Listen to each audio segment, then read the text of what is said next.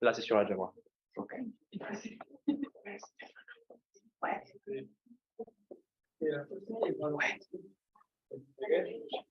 Collègue.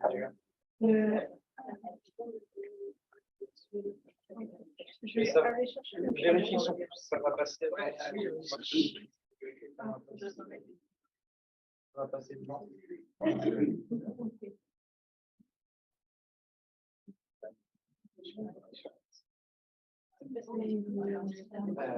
Cyril, ensuite.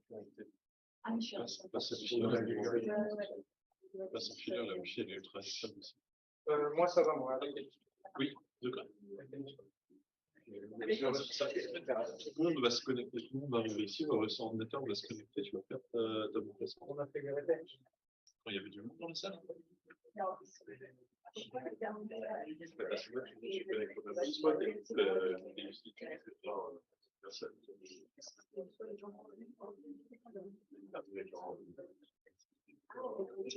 Moi, on met une affiche.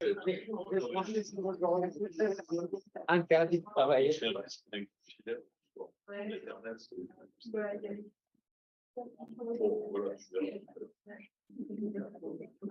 Il est passé. Il y a dans les grands blocs. C'est bon, je pense.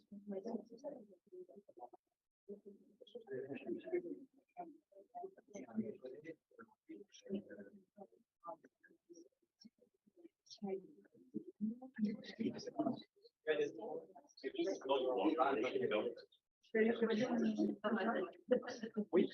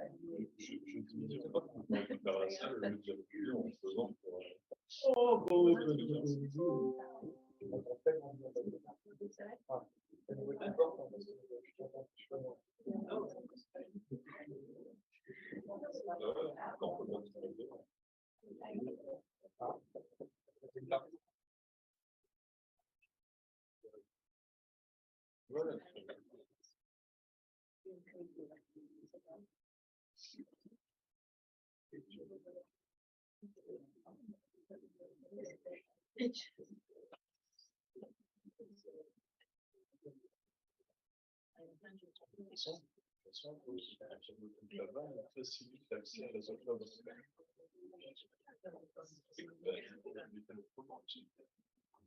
utiliser la moitié de ton azote en arrivant en charge.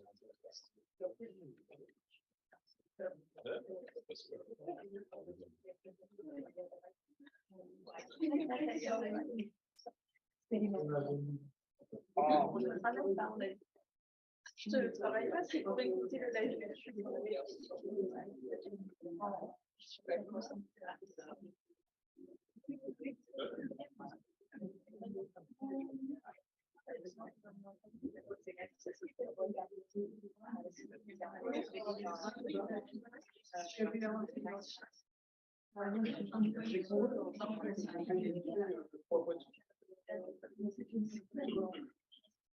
Et je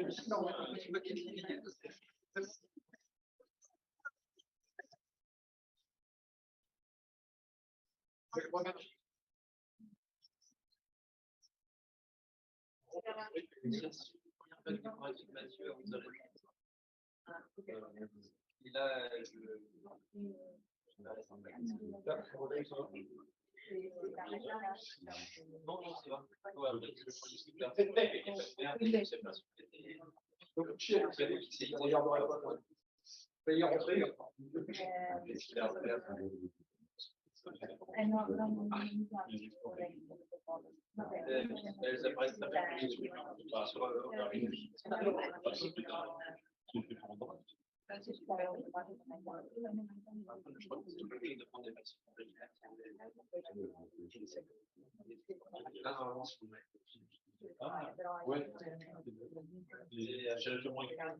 Oui, c'est ce que je vais essayer de dire à chaque fois.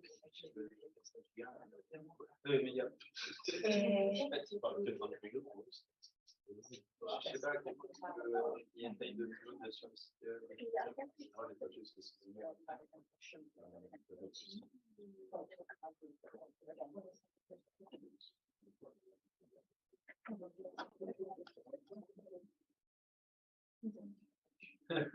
Du coup, t'as prévu de faire la marée, c'est pas mieux. C'est pas dire pas. J'ai sorti mon cerveau pour regarder la on aura tout la date. Pour les questions, on aura des banques qui vont se faire. Ouais, on m'a dit.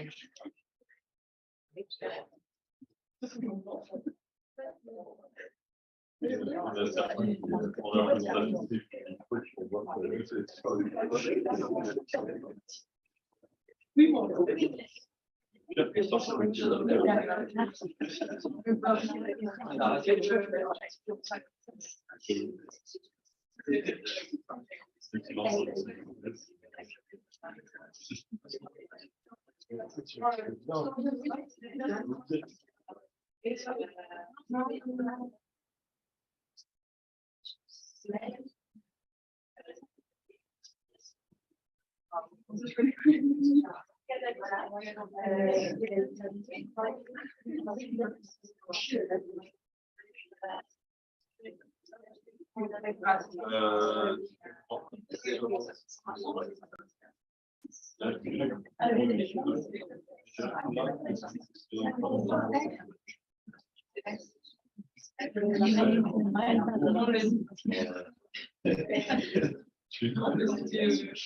Tu lui demandes de faire quelque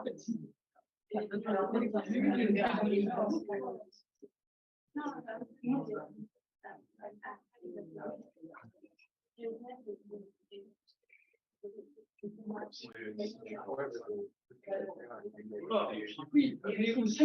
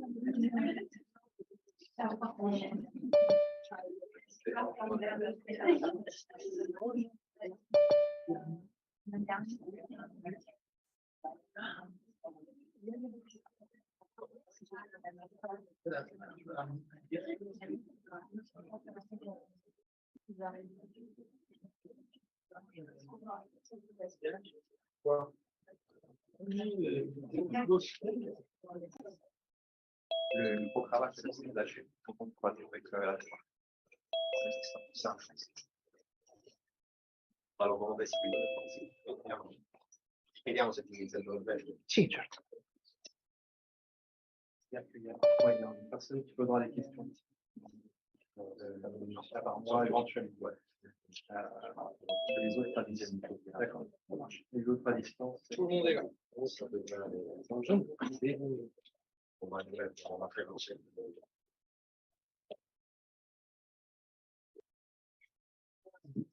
Ah, oui, là, Ouais. et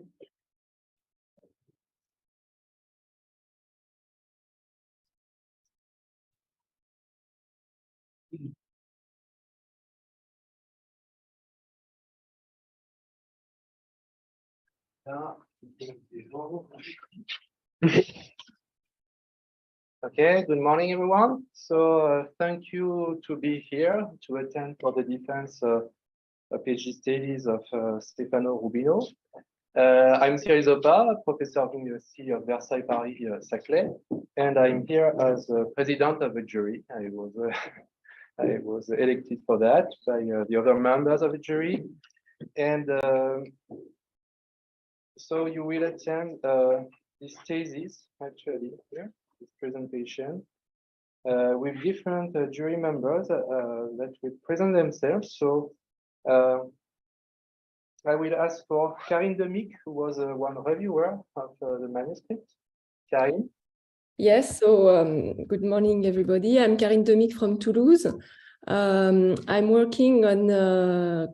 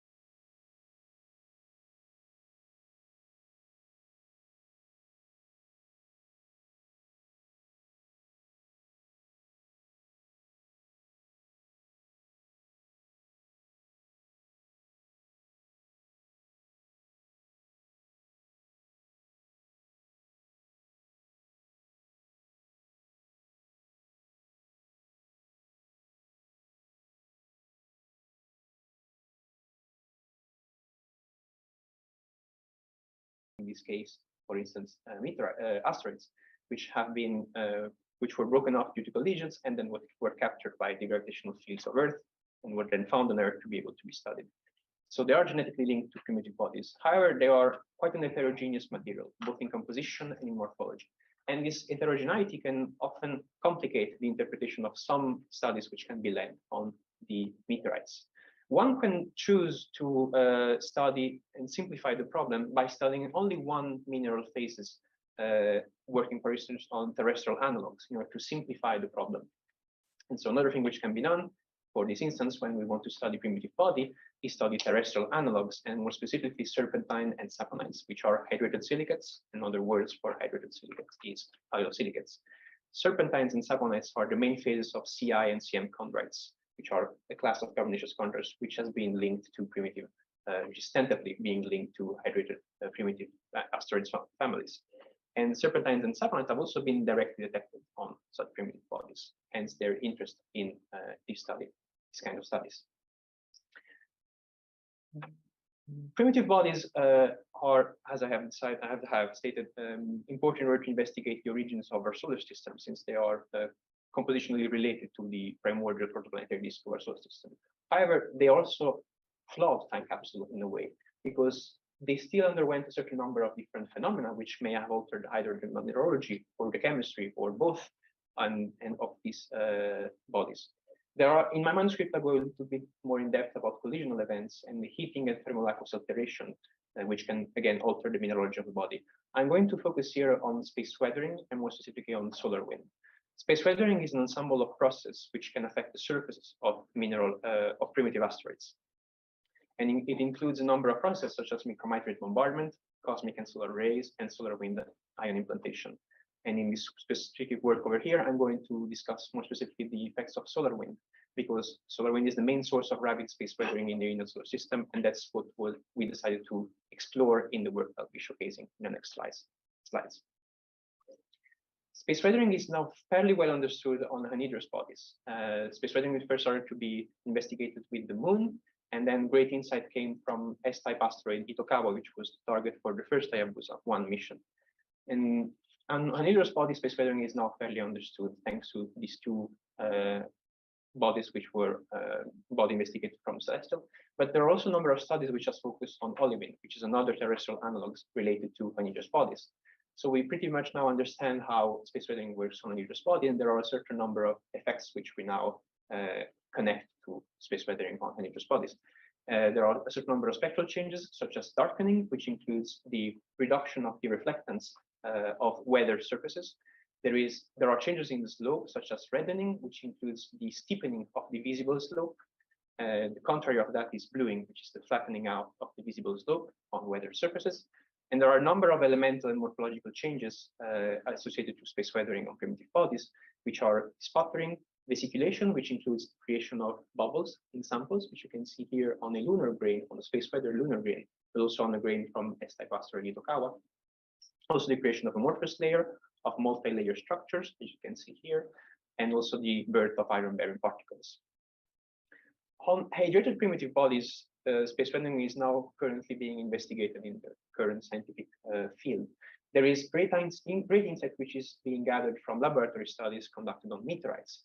However, there are a number of different phenomena which sometimes appear in contrast among each other. So there is still work to be done to clearly understand how space weathering acts on hydrated bodies.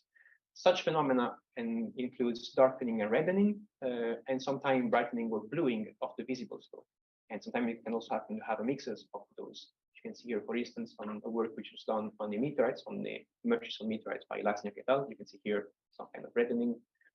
There are also a number of modifications which are included, which are affecting the spectral bands, such as the modification on the band profile and band position. And then there are also a number of modifications in morphological levels, such as surface melt, vapor deposit, vesiculation, which is something that you can also see here on an ion bombarded chip from the Murchison meteorite, amorphization, and a number of elemental modification.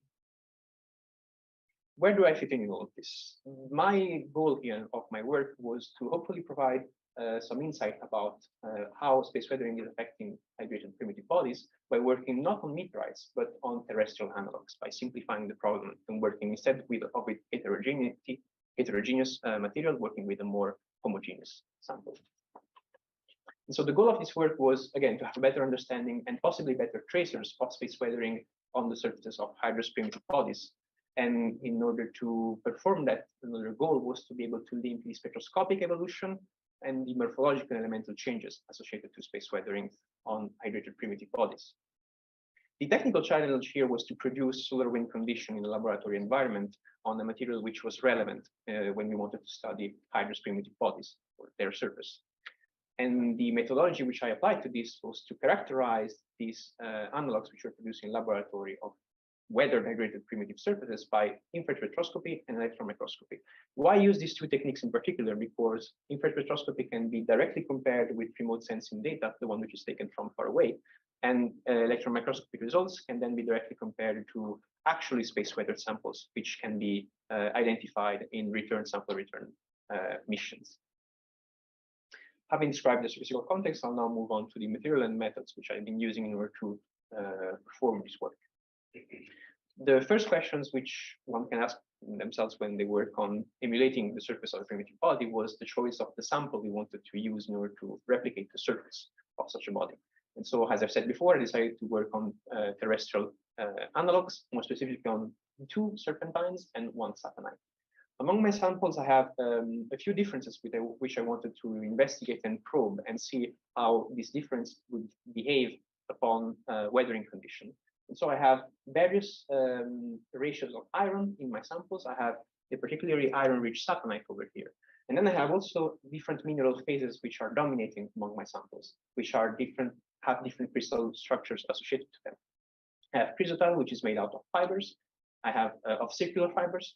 I have lizardite, which is made out of crystal sheets, which are weakly bound together by hydrogen bonding. And then I have the griffithite here, which is made out also of crystal sheets, but these are not linked together. There is an empty interlayer which can harbor either water or cation, which are solvated into the water. The samples were not ion bombarded as such. We produced pellets from them by compressing a certain quantity of powdered rocks on a PEG substrate, which was used just to hold the sample together, the pellet together. Pellets were used in order to emulate the grainy surface of asteroids. And then these pellets were the one which actually underwent the space weathering experiments, more specifically the solar wind ion bombardment experiment. Well, how did we perform solar wind ion bombardment experiments? These were performed at the Ingmar-Sidonic setup, which is between the ES and the EGC lab. And we choose 2 different ions. We choose to work with helium and argon at an energy of 40 kiloelectronvolts. We performed the ion bombardment experiment under vacuum, and we were able to acquire data at different fluences as we were able to increase the weather state of our samples. The largest fluence which was achieved was helium ion, and this corresponds to roughly 1,000 to 10,000 years in the inner solar system, which is a fairly short timescale. Why do we use such experimental conditions? Solar wind is a moving plasma which originates from the solar corona, which is a flux of ion which permeates the whole solar system. It is mainly made out of hydrogen ions with an energy of 1 kiloelectronvolts. And the second most abundant ion is helium with an energy of 4 kiloelectronvolts. And then there are all sorts of other ions permeating the solar wind at different abundances. It is mostly made out of low energy particles, mostly made out of helium and hydrogen from energy going to 1 to 4 kiloelectronvolts. However, there are a few higher energy population in solar wind, which are the solar energetic particles, which originate from more active regions of the sun and which can achieve energy up to a few megaelectronvolts. So this is why we choose helium and argon. Helium was chosen because it is the second most abundant ion in the solar wind. And helium and argon were also chosen in order to investigate different regime of energy loss, which happen when an ion connects or bombards a certain material. The inelastic energy loss is the effect which dominates for the helium ion bombardment experiments. You see here that it dominates with respect to the elastic. And for the argon, it is the contrary. You see the elastic regime dominating with respect to the inelastic energy loss regime. We also choose to use noble gases because we wanted to have no chemical reaction as we were performing the ion bombardment experiments. We were really interested in seeing how these energy regimes would affect the material on bombardment. So having produced these weathered surfaces related to primitive asteroids, These samples were then characterized in both visible and infrared spectroscopy at TIS, at the Soleil synchrotron, but also at the EPAG laboratory in Grenoble. And the spectroscopic characterization went from the visible range down to the far infrared range, down to almost 30 microns. After having performed the spectral characterization of this sample, their surface state was investigated using scanning electron microscopy imaging. These are results that one won't be able to showcase here for time constraints. And then the FIB section were extracted from the surface of my pellets in order to really be able to access the ion implanted matter at the top. Here you have an example of what the FIB section looks like, extracted from really the profile of the pellet. You have the ions coming from top, and here you have really at the top the ion bombarded layer. And these samples were then analyzed using transmission electron microscopy to really see the chemical and morphological changes in the ion bombarded layers. I'm going now to move on to showcasing the different results and starting by the spectroscopic variation of my samples. Starting with the visible range, here you have an example of what a complete visible dataset looks for one of my samples, the serpentine white sample. As you see here, as we increase from yellow to red, as the color deepens, you have the fluence increasing. And you see there are modifications already happening in this dataset. In order to better apprehend this modification, we use two observational parameters. We use the reflectance at 0.55 micron, and we also look at the visible scope and how it changes upon weathering. These are two common observational parameters which are often used in remote sensing conditions. And when we look about what is happening with these parameters, here you have the visible slope in the x-axis, and you have the reflectance changing in the y-axis. We see that for the two serpentines which have been bombarded using helium, we see darkening happening. And this is also something that we see for the saponite samples. So we have the reflectance decreasing overall across all my samples.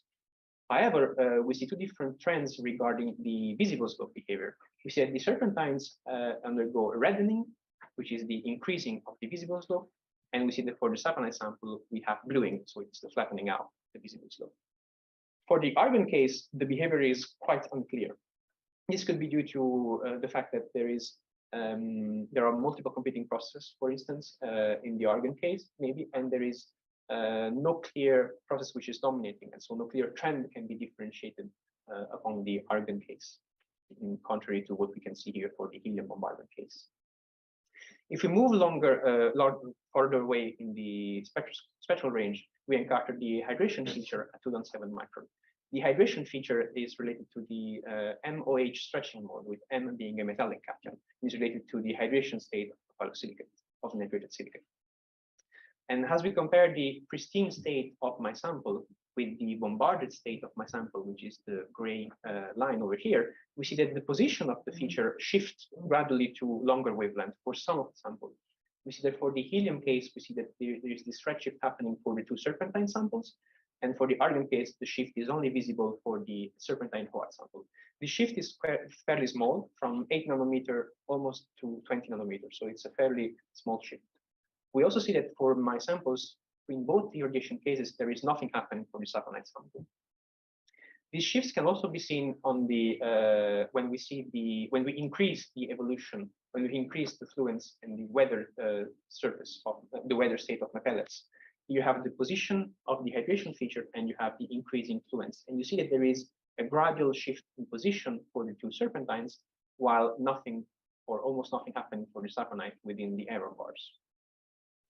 Another interesting results from my work when we focus on the hydration feature is that this shift appears to be dependent on the geometric configuration of the observation. Here you have examples of we made the illumination angle vary on top of my phyllosilicates. These were the results which were performed in Grenoble. And you have the illumination varying. So here it comes from perpendicular to the pellets, and here it comes from 60 degrees from the pellets. And then we have the collection angle, which varies as you can see here along this range over here. And you can see that the position of the hydration feature and the shift appears quite larger in some configuration and almost appear undetectable in some other. And so this entices us that this redshift, which is associated to the space weathering of hydrated surfaces, can be detected better in some configuration and can be totally missed in some other. The optical configuration to actually see this redshift is our configurations which maximize the specular components of the reflected signal. And the best one is actually the near nadir configuration. So with the illumination coming from perpendicular to the surface and the signal being collected close to perpendicular. Moving again further along the spectral range, we encounter the 10 micron feature, which is associated to the stretching mode of the silicate and oxygen bond. In order to see the evolution of this feature upon bombardment in both helium and argon, we focus on the evolution of the peak position, the evolution of the band area, and the evolution of the width of my feature. When we look at the results, we see that across all my samples, both in the helium and the argon case, there is a redshift, a significant redshift for some of the sample happening of the position peak of my feature. This is also associated to different instances of widening of the feature as the width of the feature increases. We also see a general band area decrease associated to my ion bombarded samples, with one outlier being the serpentine white sample. And finally, when we move further down along the spectral range and we get to the far infrared, there are two spectroscopic features of interest here to look at. We have the 16 micron band here, which is associated to the magnesium and hydroxyl bending mode. And then there is the 20 micron feature, which actually has two contributions. There is the silicon oxygen silicon bending mode and the silicon oxygen metallic cation bending modes. In order to investigate how they change upon weathering, we look at the peak position changes and the band area and band area ratio evolution. When we look at the results, we also see again here redshift happening and band area decrease for the helium case, while for the argon case, we see either nothing regarding the position or a very slight blue shift and a significant band area decrease of the feature. When we look at the 20 micron features, we again also see a significant redshift of the band maximum across all my weathering conditions, but we also see this band area ratio increasing. And in the way we have defined this band area ratio, this implies that the silicon oxygen silicon contribution gets less relevant with respect to the silicate oxygen metallic cation contribution upon weathering. These are the different results, in order to recap a bit of the different things that we were able to see in the spectroscopic analysis we have performed on my pellets. How do these compare on when we compare what we have seen on my terrestrial analogs to meteorites, which have been bombarded using the same experimental condition? Luckily, this was done prior to my arrival at TIS by Lancet in 2017 and 2020. And these are the comparison with the results on helium bombardment at effluence, which was the same as the one that I have used also before. We see that there are similar trends. For instance, when we look at the peak position shift, we see that the redshift seen at the 2 to 7 micrometer features and in the mid and in the far infrared is something which has been observed also on meteorites at the same irradiation condition. However, these are seen with different strength.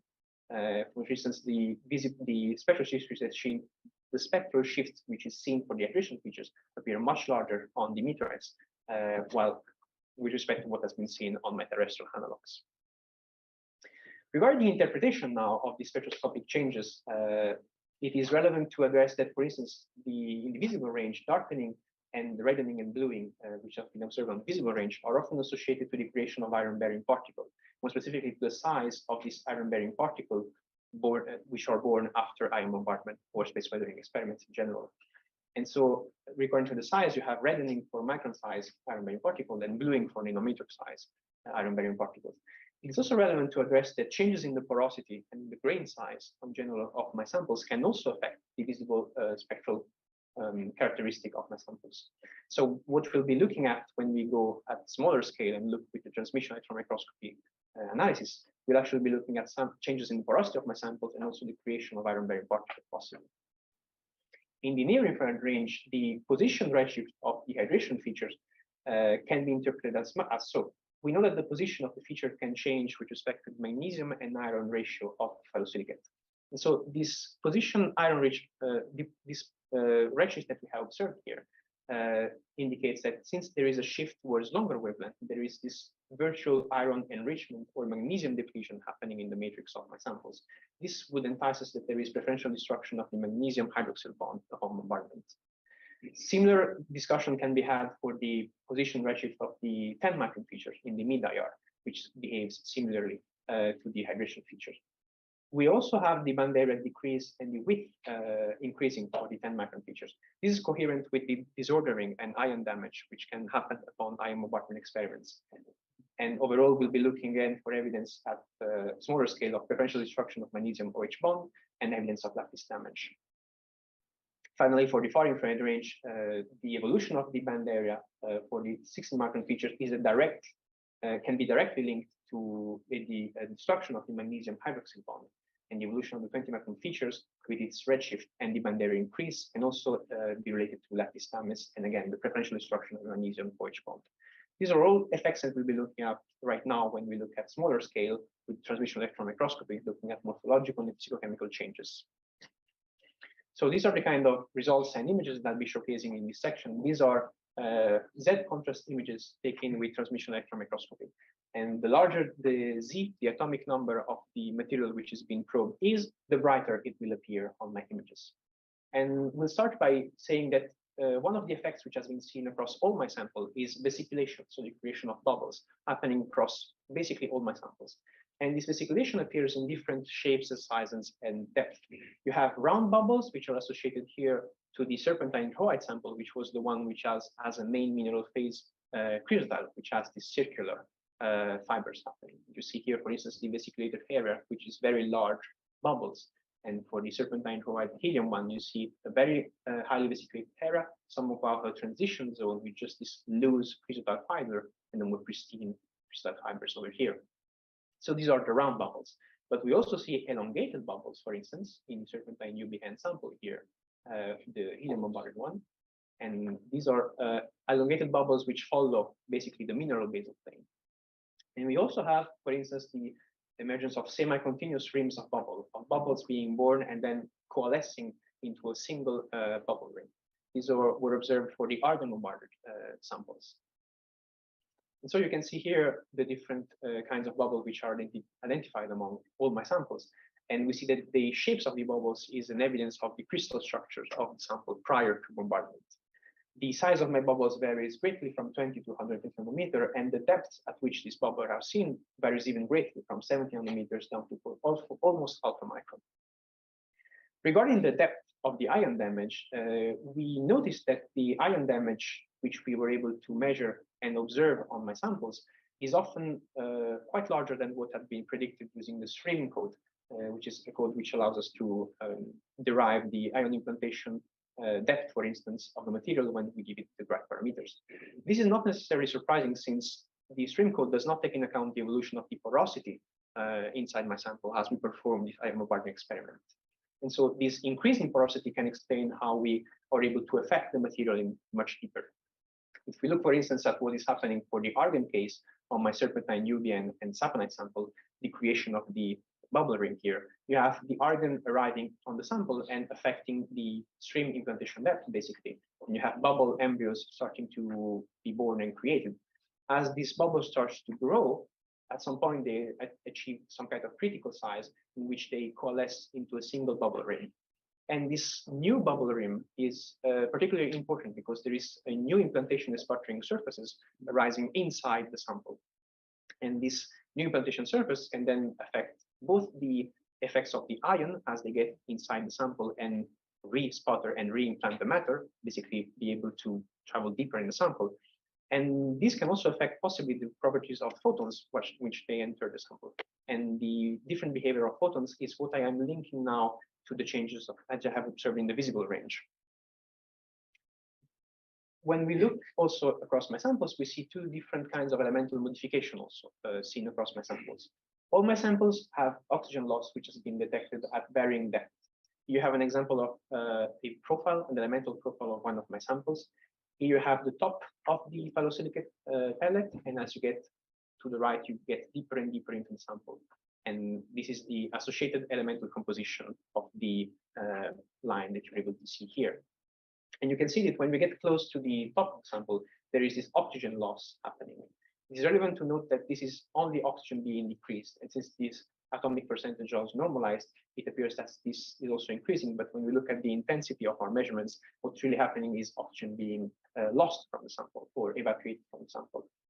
It is relevant to note that iron, which was one of the parameters which I was interested in seeing how it would affect the evolution of my samples, does not significantly change for these samples, but this is also something more general. I have seen no evidence of iron varying in elemental quantity across my samples, across any of my samples. This oxygen loss, which I've been discussing now, is to be put in perspective with the spectral modification, which we were able to see in the prior section.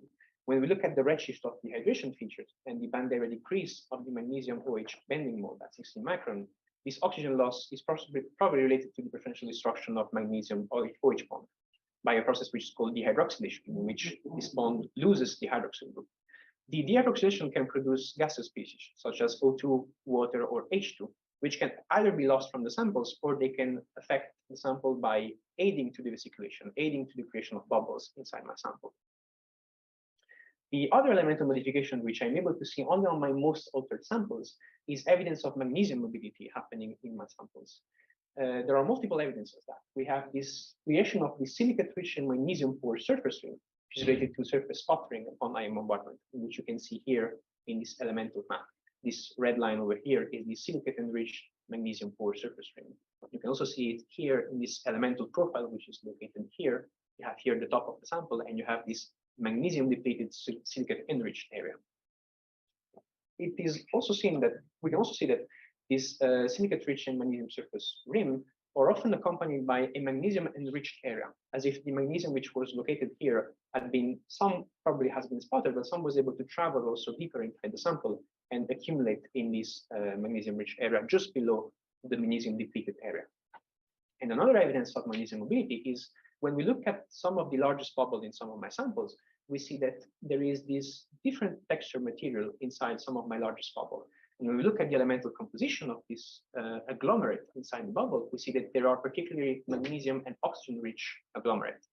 When we look also around this bubble around here, you see that we can see this silicate-enriched magnesium-depleted rim also surrounding this bubble, as if this new implantation and sputtering surface, which were this vesiculation happening, had helped the magnesium move inside the bubble and recondense as this magnesium and oxygen-rich material.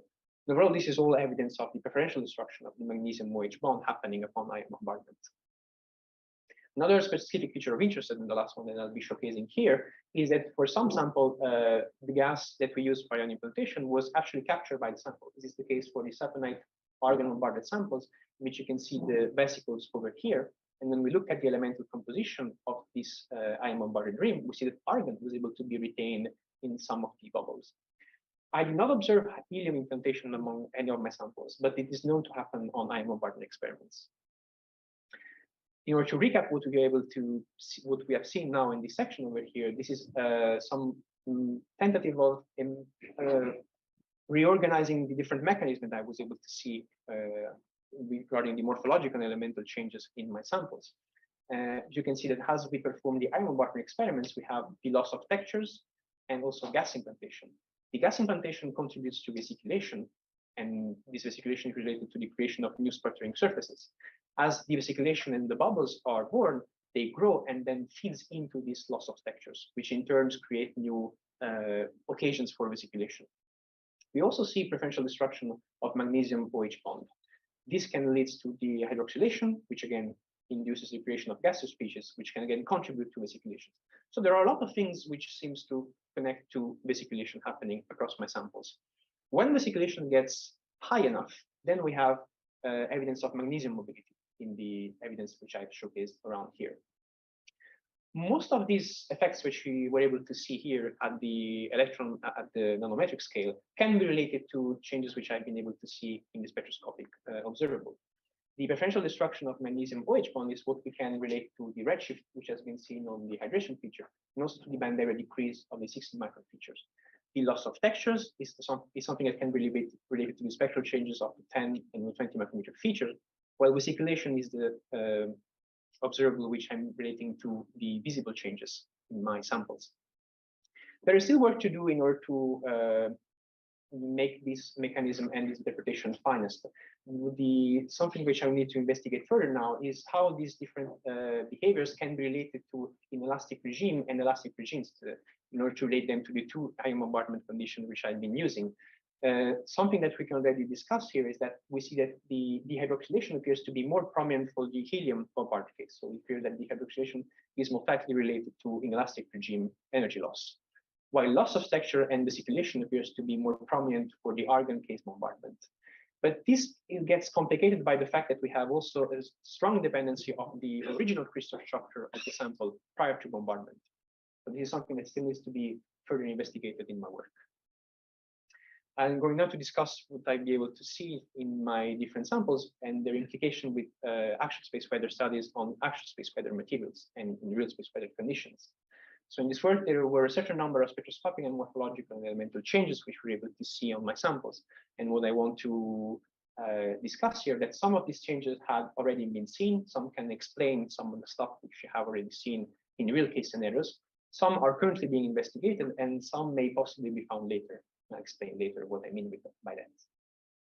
So what can my work explain? The experiments that I have performed are compatible, for instance, in what we can see in the Psi experiment crater at the surface of Ryugu. The Psi experiment artificial crater was performed in order to have exposed fresh material from the surface of Ryugu. So what the Hayabusa 2 mission did, they brought basically a cannonball up to Ryugu and they shot the asteroids in order to create an artificial crater and to expose fresh material, but also to have fresh ejecta close to the surrounding of the crater. When we compare the spectra of the surroundings of the crater with the average spectra of Ryugu, we see that for some of the surroundings, the ratio of the two spectra appears to be flat. So these two errors, for instance, are representative of the average composition, average spectra of Ryugu. But when we look at spectra which are taken from the ejecta and from inside the artificial crater, we see that the hydration features here shift towards shorter wavelength. So indicating that for fresher materials, the hydration feature peaks at shorter wavelength. And this is something which is compatible to my experiments here, in which I have shown that the more weather material appears to have an hydration features which peak towards longer wavelengths. Regarding the changes in the visible range, it is important to address that darkening and reddening, which I've been observed on my samples, is nothing new. It's something that has been seen a lot on lunar type space weathering on anhydrous bodies. However, if we focus on, for instance, B-type asteroid Bennu, which is a target for another space sample return mission, an American one, the OSIRIS-REx mission, we see that the fresher material appeared to be more related to effects of brightening and bluing. This has been discussed to be related to the presence of nanophase magnetite, which is in turn related to the presence of iron-rich phyllosilicates. And it appears interesting to me that for my iron-rich, particularly iron-rich saponite, I was able not to replicate darkening, but replicate bluing instead, without seeing the emergence of any nanophase, either iron or magnetite. So it is relevant to address that the changes that we're able to see in the visible slope may be more complicated to interpret than what we can imagine or expect. When we look at the elemental and morphological changes which we're able to see in actual space weather surface grains from Ryugu samples, there are a number of results which have now been published, and more will be published in the coming months, since this is an investigation which is very recent and still ongoing. We see the creation of amorphous layer and iron-rich layers. We see also vesiculation happening on the Ryugu samples and evidence of dehydration. We also see surface changes associated to the creation of smooth layers, frothy layers, and impact craters. This was discussed very recently by Professor Noguchi at the METSA conference. And what emerges from this preliminary investigation is that Ryugu may have been more affected by effects of micrometeorite bombardment than solar wind ion bombardment. However, there are still some of the observable here which can be related to effects of solar wind ion bombardment. Finally, what is currently being investigated with relation to the experiments that I have been performing? Ryugu samples are now being observed, studied all over the world, and Bennu samples will arrive fairly shortly in 2023.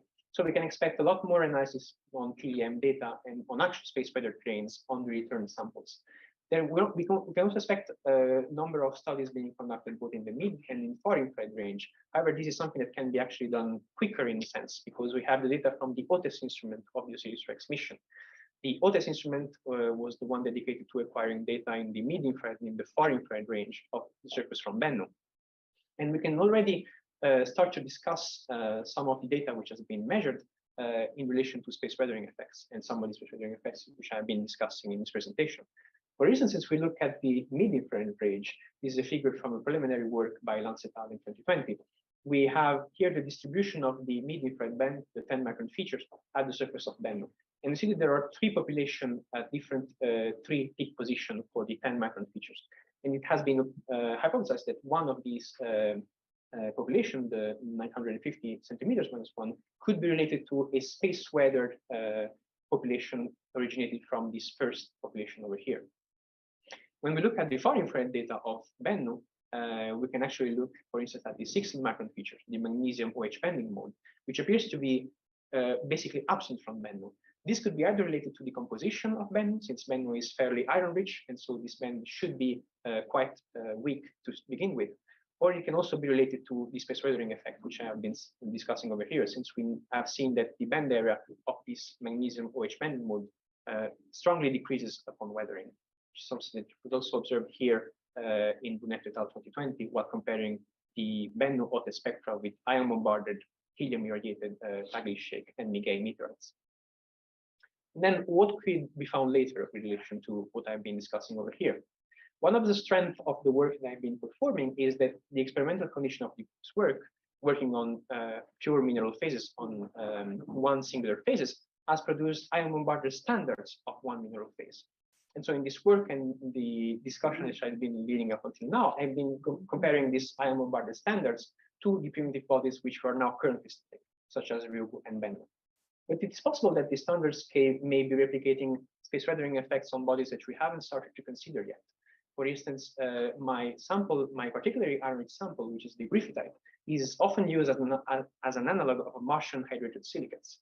So it is possible that the space weathering effects, which I have been replicating on the griffithite, could be relevant for the investigation related, for instance, Phobos, one of the Martian ones. We have to wait for the results from the mix to investigate that. I'll now move on to the conclusion of my presentation. So in this work, a few of the highlights of my presentation, I have performed helium and argon ion bombardment experiments to replicate solar wind effect on a space weather primitive body. And I've chosen instead to work on meteorites. I've chosen to simplify the problem in a way and work with terrestrial hydrated silicates, which only had one main mineral phase dominating in the samples. I performed spectral characterization in both the visible and down to the far infrared range, and electron microscopy investigation. And I've tried to link spectroscopic and morphological changes which I was able to see in my ion bombarded samples. And I proposed some kind of mechanism in order to establish this link across my samples. And some of the effects which I was able to produce are compatible to some of the observation which has been led until now on actual space weather samples. And since I have produced this ion bombarded one main mineral phase standard, this may possibly be of help in the future if we're able also to expand this ion bombarded standard catalog in a way. And so I'll leave you just with this final slide, which includes some of the parallel work which I've been doing during my 3 years of PhD work. I was also a member of the EC 2019 team 185, led by Francesca Zambon of the ENAF laboratory. And this was a work which was also dedicated on space weathering, such as my work at EIS. But instead of working on Hydra's body, I was working on Anhydra's body. More specifically, I was tasked with the data acquisition and processing of interpretation and replicating laboratory experiments relating space weathering on the surface of Vesta, more specifically. I was also lucky enough to be a member of the Hayabusa 2 stone mineralogic and petrologic group led by Professor Tomoki Nakamura. I participated to the data acquisition, reduction, and interpretation of the data from a number of Ryugu particles, up to 30 microns particles, specifically focusing on data of our three-dimensional characterization technique, which is the infrared computed tomography technique. If any of this sounds interesting to you, we're now quickly moving to question time. So this was the end of my presentation, and I thank you for your attention, and I'll now be taking questions.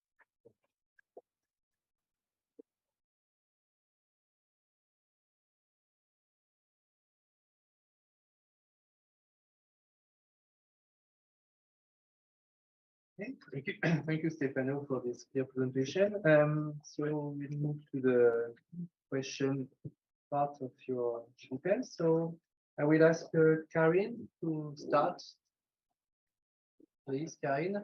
Yes, can you hear me well? Yes. Okay.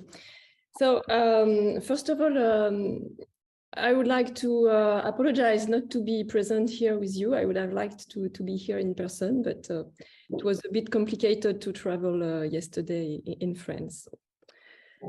Another time. Pleasure. So I would like to congratulate you, Stefano, for this huge and thorough work that you did during your 3 years of your PhD. First, I would like to comment a bit on the manuscript that I read with a lot of interest. I find it very pleasant to read. As I said, it's a huge amount of work, of very careful analysis. So there's a lot of data.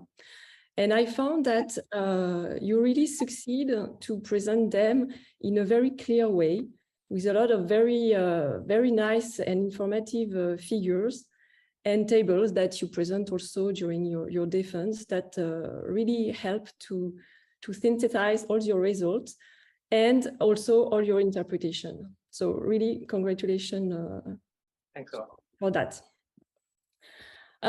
So your defense also, your talk was very clear also.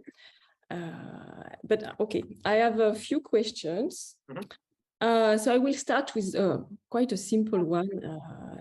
When you present the three pellets that you worked on, of your three minerals, I was surprised to see that one of them present a very inhomogeneous aspect in terms of, it seems that there are some grains.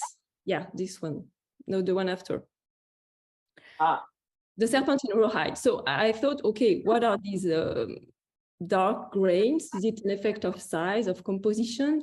And did it affect the analysis you did on this sample? The serpentine rawhide sample was main mineral phase was chrysotile, but there was also some antiquarate as a mineral contamination, also some clinochlor. When we performed the spectroscopic analysis, we worked on a fairly large region of interest. And so the main dominating phase was indeed the phyllosilicate that we were looking at, the chrysotile. Even more so when we look at smaller scale for the FIB section, when we actually asked to look and cut where we were seeing the chrysotile. So these are indeed terrestrial phyllosilicates. So they have a main mineralogical phase, but there are still contaminants that can come from minor phases. So yeah, we tried to work in a way that we could maximize the scientific contribution of the main phases we were looking at. I hope that that's some kind of answer your questions. Yeah. Okay, thank you. Okay, then I have some question about the spectroscopy. So when you studied the 2.7 micron feature, if I remember well, you studied it in situ with the Sidonie experiment, and then you also measured it with the mid-infrared spectroscopy that you performed at Soleil and in the shadows experiment. Yes. So my question was, did you see any difference between the spectra in that wavelength range in the in situ and ex situ measurements? I did actually. The main difference between this different setup is the geometrical configuration. We first, actually, as you said, performed these experiments and acquired data in situ with the INGMAR setup. And then we moved to Soleil synchrotron, and then we acquired the samples using an infrared microscopy. And we already saw some difference in between these two data sets. These differences were related to the length of the detected shift. And that prompted us also to investigate how, in general, the geometric dependence happened across the sample. And this is why then we moved on to the experiment that were done at the shadow, with the shadow instrument at Grenoble, in order to really see how this shifts really changes across the geometric configuration. So we have seen that this shift can be detected more easily with some configuration than with other. The band area can also change a bit, but interpretation of the band area is a bit more difficult to gather. We have discussed that in my second publication, Rubino et al. 2022. But since we have a very flat surfaces, the band area, in general, the band intensity is a bit more difficult to gauge and to interpret with respect to space weathering process. Yeah, there is a strong dependency of the redshift, which depends on the geometrical configuration, which in turn is related to how deep we are able to probe inside our samples. Mm-hmm. So you don't have any effect of your sample being in atmospheric condition? We also had the contribution that we were looking at for when we were looking ex situ, we had the adsorbed water which occurred, but the adsorbed water was occurring at 3 microns, and we were looking at 2.7. The shift which was observed was still able to not be directly affected by the adsorbed water. The two components were sufficiently well separated in my sample, because I was able to not necessarily be that much affected by adsorbed water. Okay, thank you.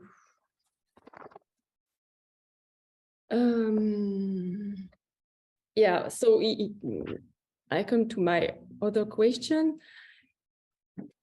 In general, it's difficult to quantify infrared spectroscopy, the band position, the band optical depth, the band area, because you need to define a continuum somewhere in your spectra. And so you had that problem, I guess, for this band, this 2.7 micron band. But my question is more in the mid-infrared range, or far infrared range, as you call it. For example, I think I have some specific question, but I think my more general question is, how robust are your conclusions against the analysis you did on your infrared spectra? I mean, on the baseline subtraction, if you did some, on the way you define your peak maximum or your band, the way you calculated your band area. And this is related to something you quote in your, you say in your conclusion and perspective in the manuscript, that you would like to study another way to decompose and fit the band with a Gaussian fit. So yeah. Can you explain a bit all these aspects? Yes, I was working with a quite large dataset from different instruments, which all had different specific noise which were associated to them, or spectral variation, spectral ranges. So the most analyzed feature was one that was actually published then for my papers, which was the hydration features, for which I did multiple Savitsky-Golay filtering in order to reduce the noise, and then barycenter position, where you have the information about the position. And that's all the feature which I discussed at the end of my manuscript, since we have one of the PhD students from my lab, which has also worked a lot on the hydration feature directly on the Rubino samples. And she now has a pretty nice way of describing the position and also the band depth, just using a single shoulder of the feature. And since this is the issue that I had with my sample was that one of the shoulder was quite noisy, then this is what I wanted to do. So, and this also relates to the other spectral ranges I'm investigating here. The parameters that I've extracted here are some of them a bit rough, especially for the far infrared position, where the peak position was only derived for the band, was just associated to the band maximum. And so something that I wish to do once the publication for the mid-infrared and far infrared data arrive at some point is to actually have new, at least the peak position and then associated band area due using Gaussian fitting and fitting in general. So I don't want to say that these are preliminary results because they still have scientific importance and relevance, and we see already trends happening. But I do wish to be able in the future to have nicer and more cleaner information about what is happening in far infrared range with better traces of the different parameters. Okay, thank you. Yeah, and also you discussed a bit that the surface of your pellet can have an effect on the data you measured. Mm-hmm. So how could you study that effect? Do you think it's really an important parameter to take into account and to study? When I talked about that, I was talking about the granulometry of my samples and the evolution of the porosity in my sample. And when we actually look then at the sample itself, it appeared that porosity is more something that appears to affecting the visible range rather than surface state. I still wanted to discuss what was happening on the surface state because these are still measurements that I did actually on the surface state of my samples. And these are less relevant to the actual spectral modification, but they are still relevant in the sense of comparing with actual space feathering effects. For instance, when we look here at these are secondary electron imaging, which was taken at the surface of my pellets. And you can see here the comparison between the pristine state of my pellets, the helium bombarded one, and they're basically undistinguishable. And then we have the argon one, which has these smooth and polished layers happening. And I was looking at the presentation from Professor Noguchi at METSOC, and he was also presenting some similar cases of smooth layers happening on the Ryugu samples. And it was interesting to me as I was able to replicate some of these smoothing effects on the argon case. So surface effects are more related to morphological tracers of space weathering, and not necessarily to spectroscopic changes, is what I was able also to learn from my experiment. Okay. And I had another question about the fact that the geometry of observation can change the spectroscopical change that you observe for the 2.7 micron band. Do you expect that to be also true at longer wavelengths? I do, but in a bit less extent, possibly. On larger wavelength, we are dominated by surface scattering, and so we are already investigating depth, which is more relevant to the actual penetration of my ions. Mm-hmm. Ion damage, which is happening across my samples, goes down to 300 nanometers for the helium and down to 40 to 70 nanometers for the argon. When we look at surface scattering, we are probing hundreds of nanometers. While when we look with volume scattering of the hydration feature, we are probing microns. So the geometric dependence is probably more tightly linked to what is happening on the hydration features. When we are dominated by volume scattering, we were actually probing a lot of matter than when we are looking actually at mid-infrared range. But I still would like to do and perform some other experiments on this to be able to really see this with my eyes. Okay.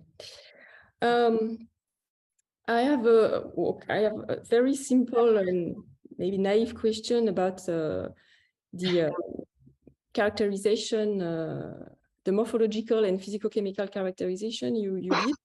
I was wondering what was the error bars on the measured elemental profiles that you show. Okay, the elemental profile work. Because some elements have a very low abundances. Mm-hmm. And so I was wondering if all these results are really significant, or if the error bars are a bit too large to discuss them. These elemental characterization were performed using a Bruker instrument, and were calibrated using standards from the Bruker software in a way. I admit I haven't necessarily looked at above what was maybe like the detection level of the relevance of the preciseness of my measurements for the electron quantification.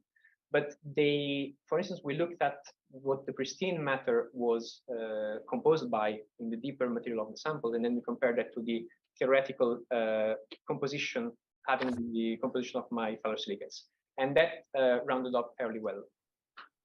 Okay, and maybe my last question, I think.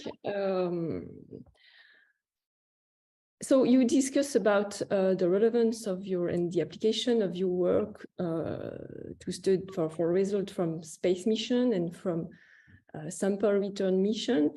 I was wondering what space mission can exist or will be launched to study asteroids in the mid-infrared and far infrared. That exists or that will exist? Or will exist, yeah. They can be mid-infrared and far infrared range have been investigated with the OSIRIS-REx mission, with the OTES data. That can also be done on recovered samples directly on Earth. I admit I don't know if the MMX mission has that kind of instrument on board. Yeah, okay. More specifically, I was thinking of GWST. Oh, yes, yes. And it was able to study asteroid, and what could it bring? Possibly, yes. Having access to those ranges for hydrated primitive asteroids directly with the spectroscopic instrument of GWST could be interesting to compare then with the actual observation that we have on mid and infrared data. Mhm. Okay, so thank you very much, and congratulations again. Thank you. Thank you, Karine. So we will move to Michelle now. Michelle, can you start, please? Yeah, perfect. Everybody hear me okay? Yes. Hi. Well, congratulations. Yeah, I wanted to echo some of Corinne's comments that the thesis was fantastic to read. And I want to underscore how important I think it is that you're combining both the spectroscopic measurements with these nanoscale electron microscopy characterization. I feel like a lot of space weathering people sometimes do one or the other, and bringing them together is really important. So congratulations on that. I got a couple questions for kind of each component of the thesis. I'm not a spectroscopist, so some of these may be a little, basic, but I'm hoping you can walk me through some of that. Okay, so first I want to talk a little bit about the argon irradiated samples, and you didn't have enough time to go into a lot of detail, but what do you think is going on at least in the visible near infrared that's causing this completely inconsistent sort of trend in terms of reddening versus bluing? Is there like some sort of physical process that's happening, or what are your thoughts on why that's not giving you some sort of consistent story? There are probably two effects happening around here. It's that the argon range is affecting tens of nanometers in my argon bombarded samples, while we are probing tens of microns in the visible range. So the relevance of the ion bombarded layers is very tenuous with respect to what is happening for the helium case. However, I still have proposed in my manuscript some kind of interpretation of what is happening, at least for the serpentine UBN and saponite sample. And this is related to the appearance of the semi-continuous rim, which happens on the surface of my serpentine UBN and saponite sample. Something that appeared to be still need kind of proof of that, but as we start to bombard the sample and we have this vesiculation happening, we see then quite a strong gear shift and change in regime between the two intermediate fluences. And to me, that would correspond to this the coalescence of the bubble rim. First, you have the bubble rim which are separated, and we have the bubble rim coalescing into a singular surface which appears to be somewhat detached by the main material. And so we are switching from kind of solid and material to a composite material in a way. And this could be related to this gear shift, this brightening effect, which we can see happening for both serpentine UBN samples. And then we have, again, as we start to, ion implant the material deeper below the surface rim, we again have this darkening effect happening. But it still needs to be further investigated. Again, taking into account that the ion bombarded layer for the argon range is not that relevant for the visible range due to the size of it. So when thinking, you're talking about the depth of the ion irradiated rim, but when we look at naturally space weathered samples, we're seeing 10, 20, 30, 40, 50, 60 nanometer thick ion irradiated rims in actual samples. So do you think that, you talked a little bit about how some of these experimental works are showing conflicting trends, either reddening or bluing. Do you think that in naturally space weathered samples, that depth effect is playing a role? Probably yes, depending on, again, which spectral range is being used to probe that ion bombarded layer. Since we have, again, when we look at the mid-infrared and far-infrared data, we are much more closer to the range of the ion bombarded layer. When we look, for instance, the hydration feature, we have seen that there is a strong dependence of the geometric composition, of the geometric configuration, which in turn is related to how deep we're able to probe the sample. So probably the depth of what we are implanting is related to how well we're able to see this effect. I'm not sure if it's related directly to which effects we're able to see, however. Okay, so one question is, you talked about the total fluences that these are experiencing, which are on the order of, 10 to the 3, 10 to the 4 years, but what's the flux that you are using? The flux is a relatively low flux. It's 10 to the 13 ions per centimeter square seconds.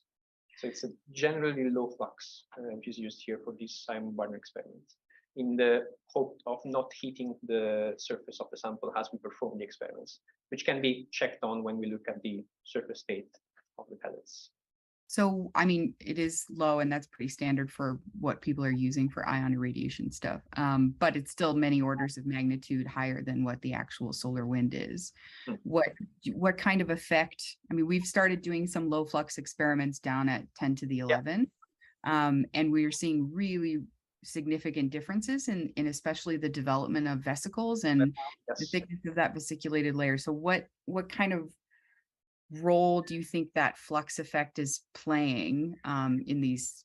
Clearly, having different values of flux includes that we have then less gases being implanted in the matter, and so that of course will affect how large the vesicle or how many vesicles we can actually see.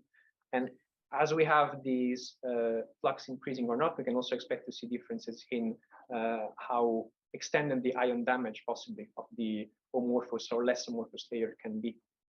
Are there specific spectral either parameters or features that you think would be affected more by the ion flux difference? I would expect the 10 micron feature to be possibly more related to what is happening on the flux scale, since the 10 micron feature seems really to be related to ion damage more than to elemental composition variation. So possibly, the band area evolution and the widening of my 10 micron feature, that could be something that could be investigated if we ever do some experiments related to changing the flux of the ion bombardment. Yeah, it would be great if we could. We don't normally do wavelengths that out that far. It would be great if we could send you some of our samples to see the low flux samples, see what happens. Okay, cool. I'm also interested in the shifting of the hydration features. So we just finished up the OSIRIS-REx sample analysis team meeting, and we were looking at some of the observational constraints we have for Bennu compared to Ryugu. And on Bennu, we see a peak position at longer wavelengths than we do on Ryugu. Yeah. You talk about how this is, can be affected by geometry of your laboratory analysis. And I don't really know how that compares to sort of spacecraft remote sensing observations, but could this difference between Bennu and Ryugu in the orbital data be a result of some sort of collection parameters that they have for the spacecraft data? It could also be simply a matter of phylogenetic composition. I've read that since Bennu appears to be far more iron-rich than Ryugu anyway, and when we look, for instance, at my particularly iron-rich sample, we see nothing happening when we perform this ion bombardment experiment. That could be because it is already farther away in the spectral range, that the magnesium oxygen breaking off the bond is not really affecting the position anymore. So since what I've been hearing about Bennu, this could be more related possibly to what we know compositional wise of Bennu, rather than differences in the geometrical observation. Okay. Okay, interesting. Okay, so one kind of last related question relevant to the spectroscopy part of this is, you're using pressed pellets. We use pressed pellets also. How well, or what are the main differences between using a pressed pellet compared to either a slab of some sort of material or a non-pressed pellet like a loose powder? And how does that compare to what we know we have seen now on the surfaces of Bennu and Ryugu, which are actually pretty coarse grained, which may be coated in fine particulates? What's the comparison there? Started to use pellets because we thought they were fairly relevant of asteroidal surfaces, and then we arrived on Ryugu and see, there's not that many regolith anymore actually on the surface of Bennu and Ryugu. So there is still this effort to replicate the granulosity and the granularity of asteroids, but there could be possibly better standards and better samples preparation which could be used in order to better investigate actually what we can compare to sample return emission, maybe better than chips or carbon or pellets. I talk about this a bit in my manuscript. One of the dream goal of this work was to be able to perform iron-borne experiments on isolated grains that could be then directly compared with actual space-weathered grains, which come from return samples. But that entices a whole ordeal of experimental methodology and configuration to be able to irradiate one single grain, microscopic grains, keep it alive long enough to be able to perform all the different experiments. So yeah, there are different aspects affecting pellets against chips. Flat surfaces can also affect, for instance, again, the intensity of the feature and the band area, but overall, neither of them appear to be, have their own, both of them have their own limit when we are trying to replicate the effects of at least the surface of the samples. And we will look further down, it's more compact materials, it's more easy to compare.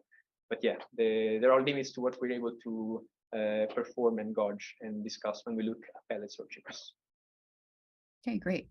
Now I've got a couple questions about the microscopy characterization of the samples.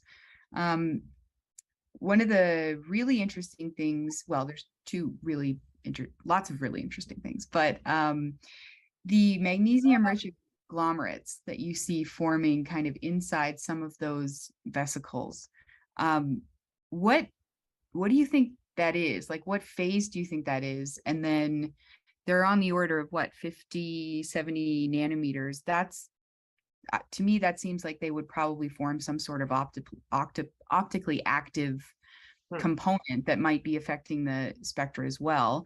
Do you know what phase it is and have any idea if this could be having some influence on the spectral characteristics? We wanted to check if that could be brucite, magnesium OH agglomerate. That should be able to be seen in the near infrared data. However, it doesn't appear to, we didn't see the 2.3 micron feature. At least I was able to find it in the noise data of my observation in the near infrared data. So for now, it appears just to be this magnesium magnesium oxide material. I would like to be able to perform nano infrared data on this kind of tip section. I don't know when. It was more of an idea when I looked at the size of these things, and I wanted to have like actually spectral data associated to that. Yeah, nano infrared data would be interesting, even though I'm not sure the nano infrared data is able to actually cover the spectral range, which I will need to see if that is brucite or anything else. Okay, and you remind me, which samples do you see this in? The raw, sorry, it's right on there. Yeah, okay. On both serpentine rowite samples, which was the most specific one. So one kind of broad question I have is, you've used helium and argon, I think, with an idea of trying to limit some of the chemical reactions that are going on. But we know that hydrogen, which is the major component, is probably going to be much more reactive and could play a role in either, I don't know, some of these weird diffusion processes that you're seeing, or in the creation of some of these interesting phases in the vesicles. Do you have any idea or have any thoughts on how that might change the kind of microstructural characteristics you see? I would expect still there to be some degree of vesiculation, because I don't expect all the hydrogen used during the iron-water experiment to react to my samples. I've seen that there are more effects on changing. There are some experiments, actually there's one paper that your PhD student sent to me, Dara Nakauchi et al., who performed a hydrogen bombardment experiment on phyllosilicates also. And they saw visible changes, in essence, bluing and brightening, I think. But yeah, I would expect vesiculation still to happen on my sample, and possibly. Yeah, it's an interesting question, because I would like to gauge how inelastic and elastic regime affect or related to hydrogen bombardment experiment, and I could really maybe have an idea of which process would be more related to, yeah, basically this slide happening on the hydrogen bombardment experiment. So, yeah, I'm really curious because you know, if you've got these OH bearing materials and you're bombarding them with hydrogen, you know, are we just going to be forming a lot of water like H2O in situ?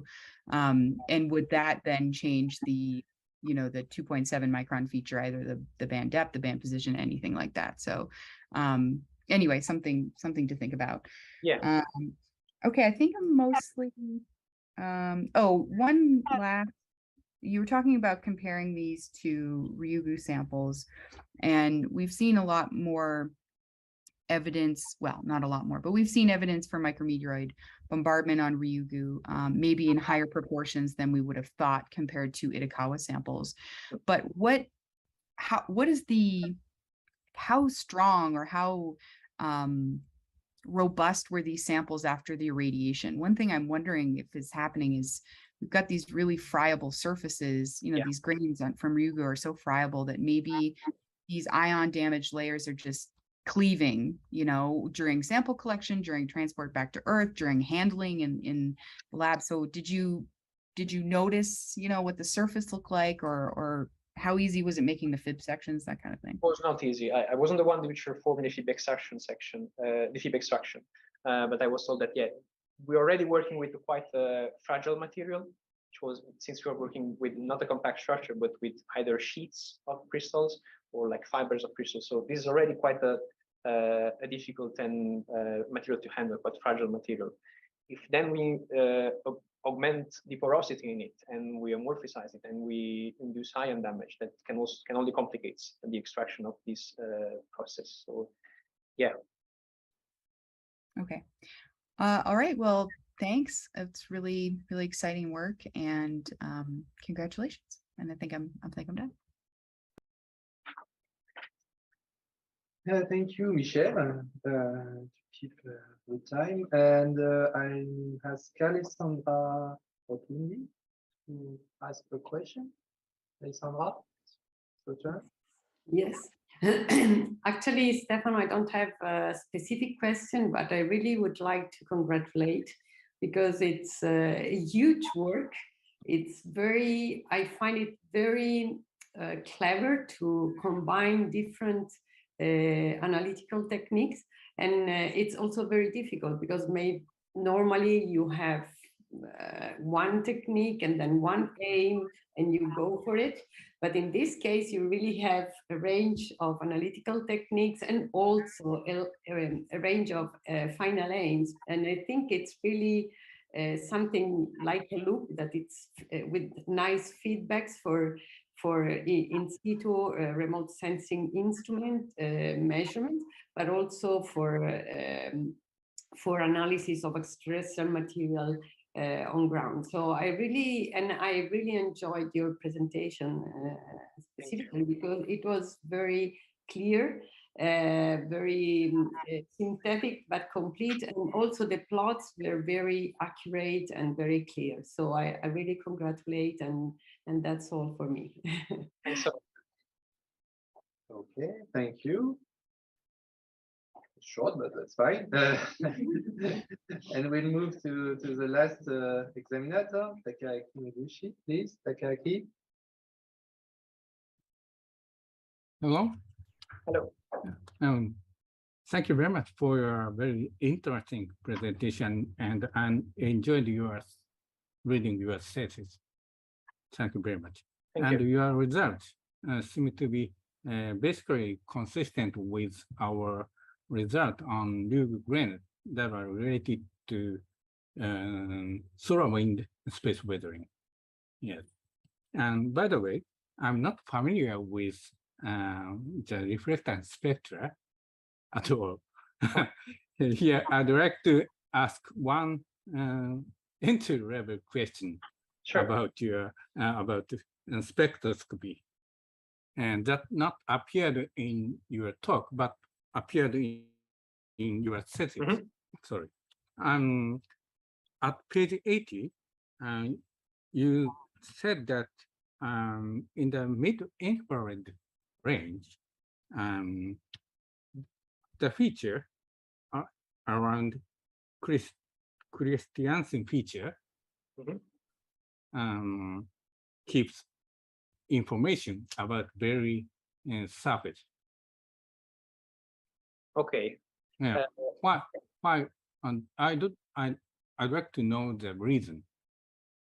Because longer wavelength infrared light obtain information from more deeper area of the sample, but why the mid-infrared light ranging from the crystalline Ansen feature to longer wavelengths brings the information very near the surface. There is a change of regime when you scan the spectral range from the near infrared, from the visible down to the mid infrared, and the Christensen feature actually is related to the position in which this gear shift happened. Up to the Christensen features, we are dominated by volume scattering, by photons inside the volume and diffusing in the volume, and then have information about deeper in the volume.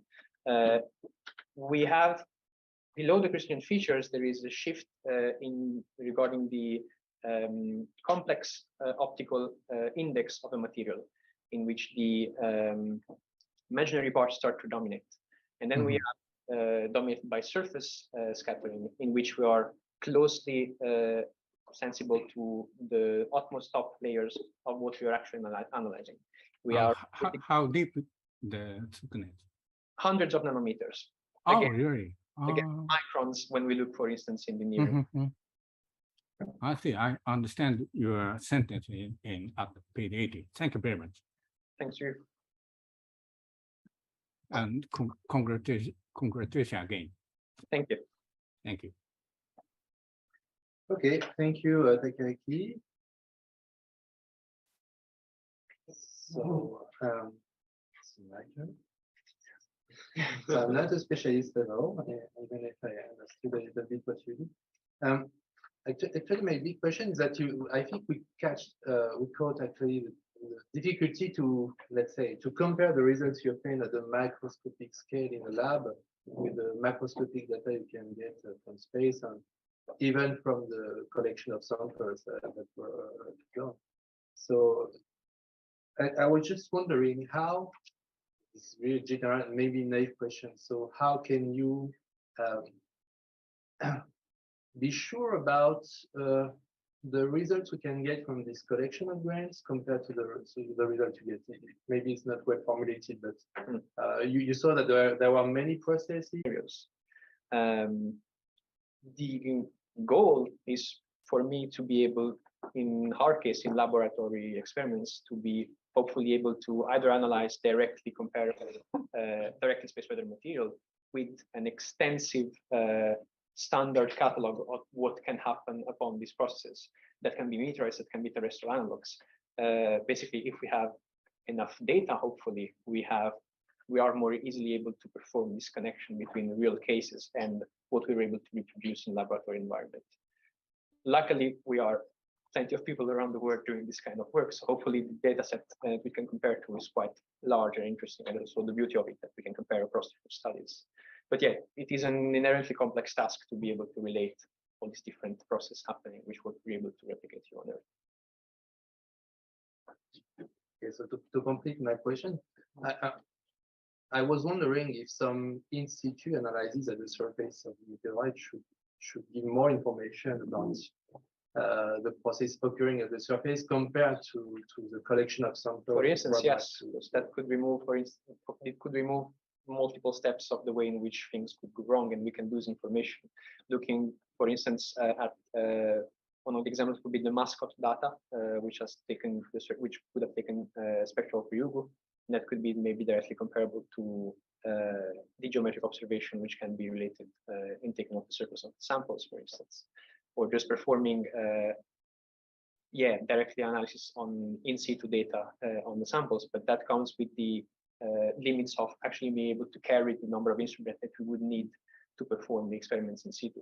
We can't bring a transmission electron microscopy on the surface of Ryugu yet, but in situ data would for sure help have established this link and better have it stronger between what we're able to do in laboratory and what we're able to do to observe.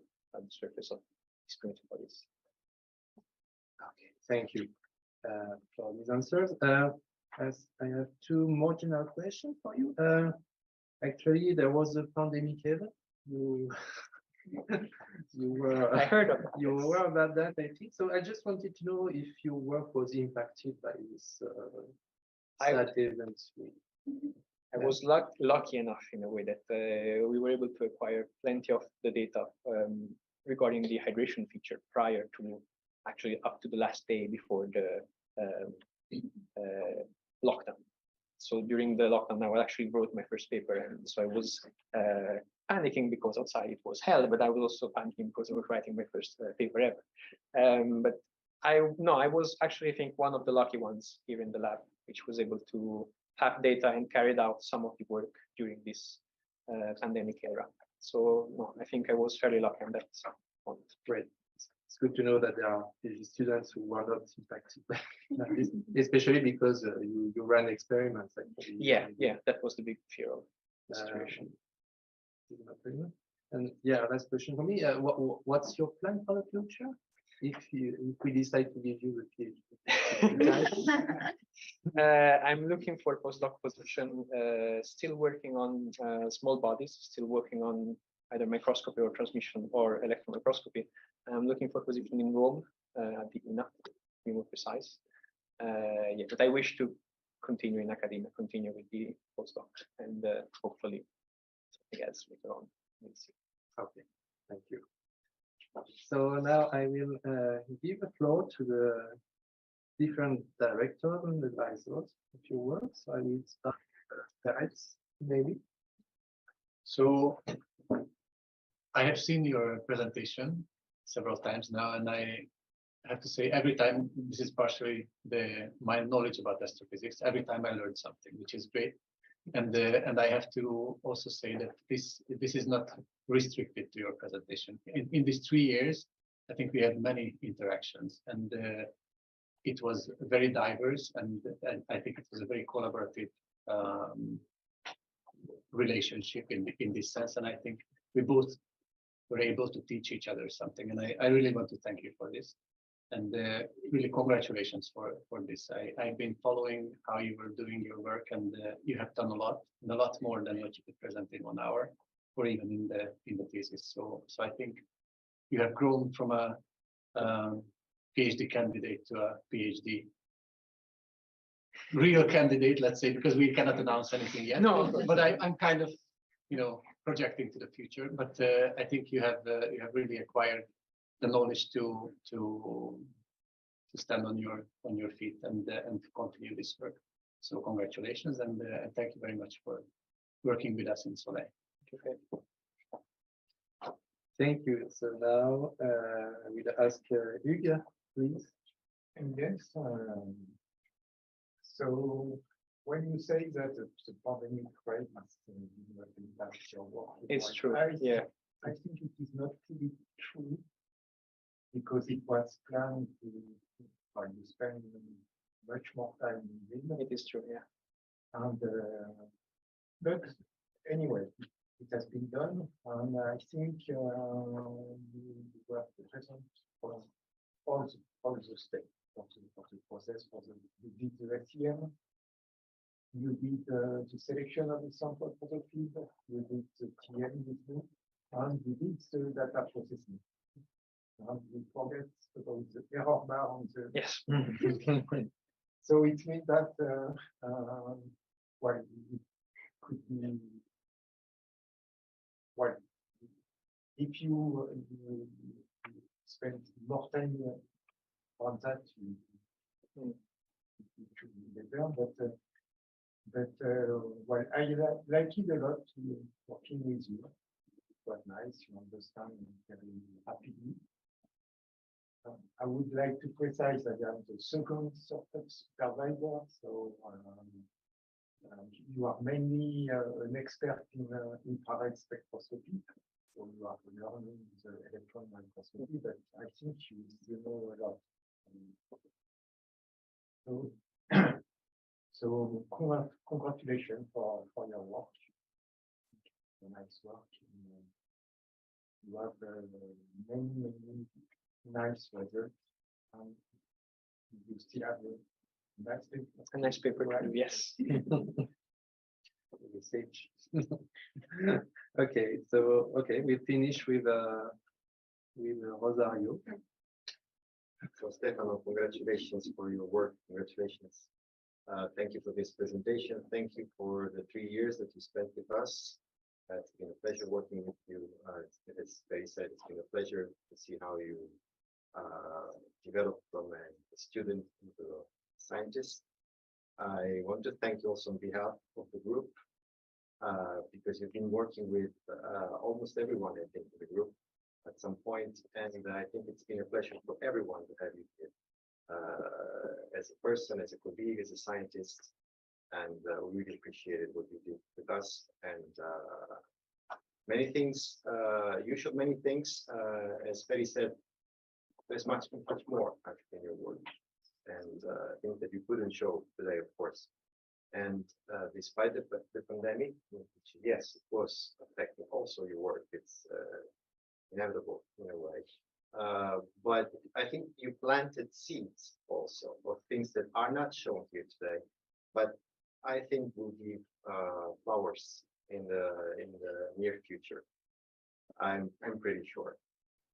So congratulations again, and thank you very much for the time we spent together. Thank you.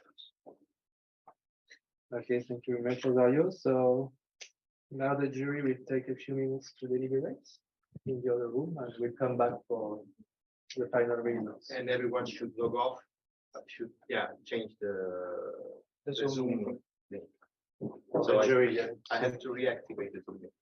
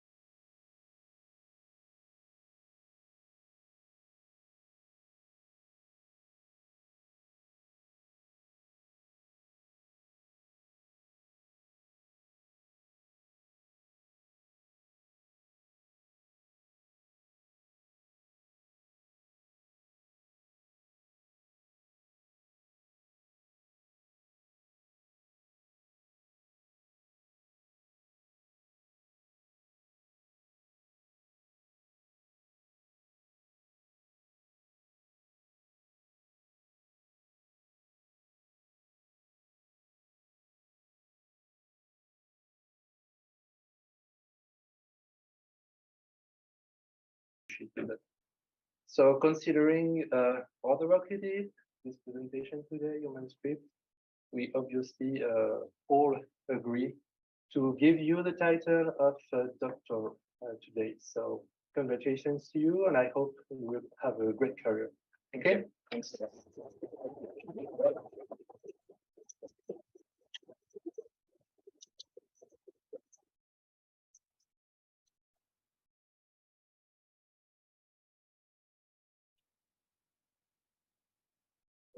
Thank you all for sharing this moment with me today.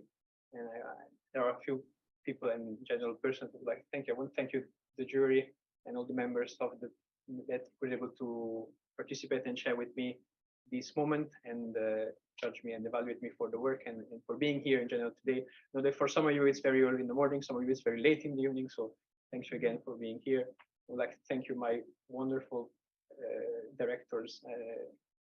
Rosario, you know everything, and it was again a pleasure to work with you and with the team in general. And thank you for all the being always having all the advices of Word basically about everything. And I really appreciate them, even when I showed that maybe I didn't, but I really did. I thank you for everything, all the discussions about science and not, and it was very enriching and very allowing me to be able to work in such an interesting environment like the Synchrotron and generally working with you. It's very nice. And also thanks a lot for having me as a PhD student, for your calm and for your very nice explanation, and for having me coming as often as I would like to have been able to come in Lille and having me as having there work with you. I want to thank all the PhD students from the EIS, which are a great team and really amazing people, and that made 3 years of PhD work very easy and nice to process.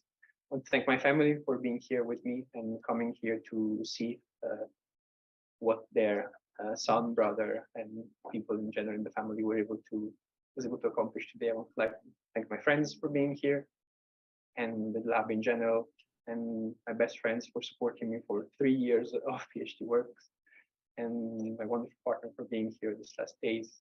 And there are two persons in general, in particular, I want to thank for these 3 years of work. So I want to thank Jan, my brother in war in these 3 years of work. Shared a lot of history during these 3 years, both real life and virtual ones. It was very nice, it was very fun. Thank you. I want to thank you, Zelia, for teaching me stuff since I was an L3 student, and always be here for me and always keeping an eye out for me, especially. So thank you in general. And you're not supposed to start a PhD and end up the same person. You're not. Everything changes. Everyone changes during the PhD. And I want to thank the team which I was able to work with, because I like the person that I am today after 3 years of working with all of you. So yeah.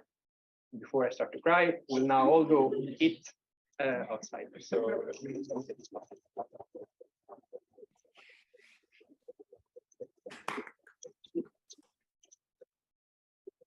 Congratulations.